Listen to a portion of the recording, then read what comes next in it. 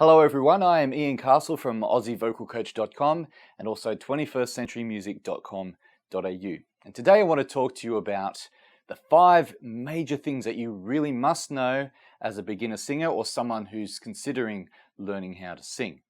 So where do you begin? As a beginner singer, you have to understand that singing and learning to sing and teaching someone to sing is a science. It is a learnable skill. The technique of learning to sing can be appropriate for any voice. It's the physiological differences between us, the length of vocal cords, the shape of your mouth, things like that. That's what shapes different sounds and different tones, which makes us as singers unique. So what should you be focusing on as a beginner singer? There are 5 things which I think are really important. Number 1 is strength and support. And energy when you sing must come from the lower part of your body, your core. And all the relaxation when you sing should be in the upper part of your body, your chest, your shoulders, your neck, and your head. Now, most people have this backwards. They hold all their strength, all their tension, all their support in their throat. What this does, it creates unnecessary strain on the muscles which control your vocal cords. And any strain in that area of your instrument is going to negatively affect your tone and your ability to improve your range. So number 1, support your voice from your core and leave all this as relaxed as you possibly can. Now number 2 is a consistent, focused breath flow. Now if you don't have a consistent amount of air passing through your vocal cords, it's not going to be enough to suck them together to create a nice clean tone. So what I suggest that you do, and this is what I tell my students, is to focus your air on a point on the wall at least 4 or 5 meters in front of you and direct all of your sound, all of your air to that specific point. Another thing you can do is to place your hand in front of your mouth and sing to your hand about this distance, and imagine that the air is continually hitting your hand. Now what this is going to do is it's going to create a consistent flow of air, which is going to create much more what's called vocal cord closure, which will lead to much less breath in your tone. So the second thing, you have to give your air some direction. Number 3, start small. Everybody wants to sing with more power, but often that power is coming from the throat, which is wrong. You need to make sure that your power is a combination of your support, relaxed throat muscles, and direction of air.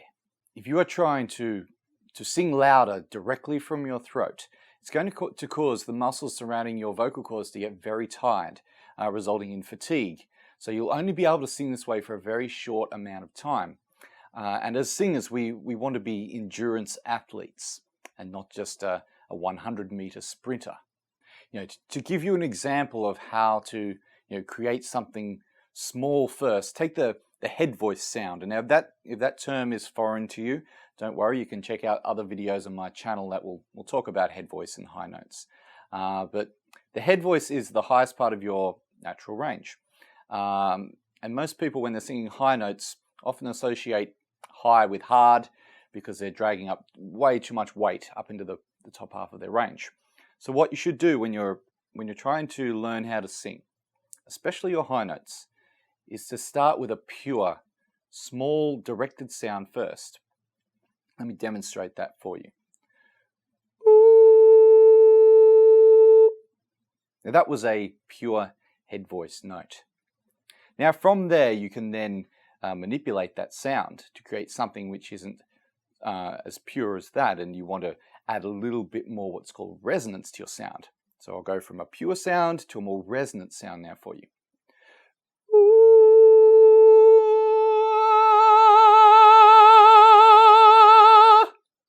Now that's how you can learn to sing high notes effectively without creating unnecessary weight and tension in the top half of your range.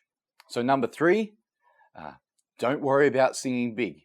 Think small and focused.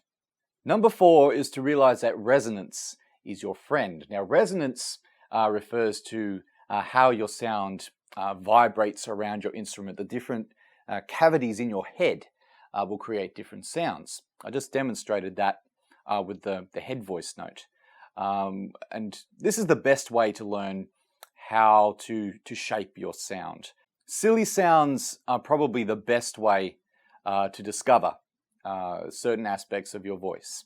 You know, if you're struggling to work out what your head voice sound is, just think back to your childhood and imagine that you're just playing around and you're having fun with your friends and you're going down a slippery slide or something like that, depending on what you did in your childhood, and you make sounds like wee or woo, sounds like that, which we don't really associate with singing, and we do them automatically, but they are actually singing techniques. That is actually your head voice.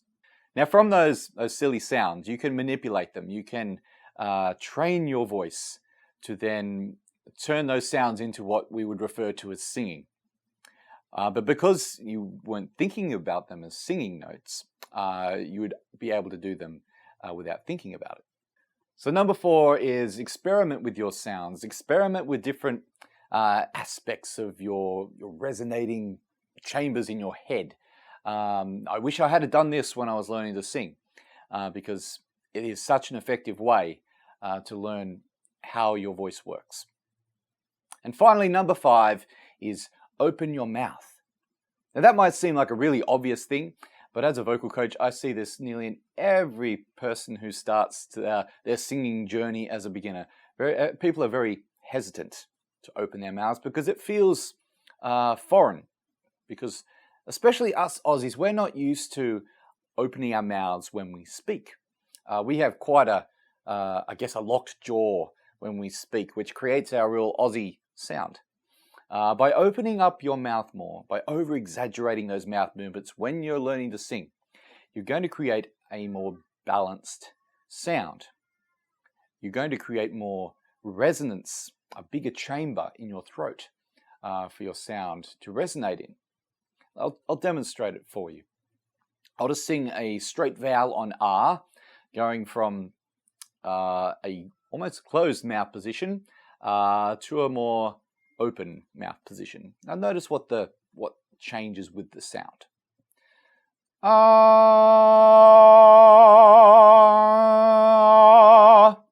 the only thing I was changing there was the dropping of my jaw.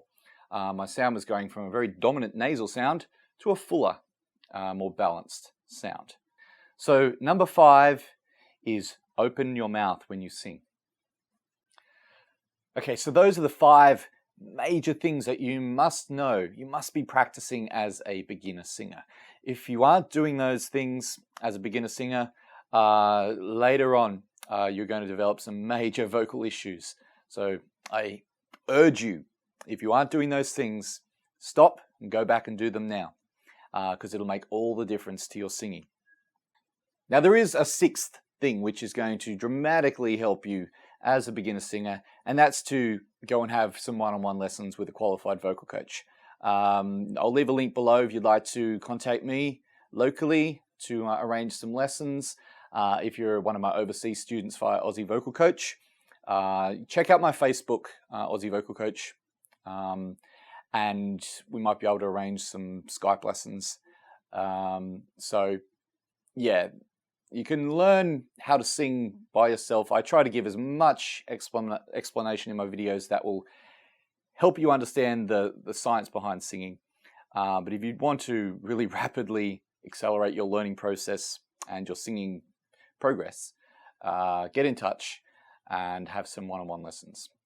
Anyway, that's it for now. I'll be back next week with another video lesson. Bye.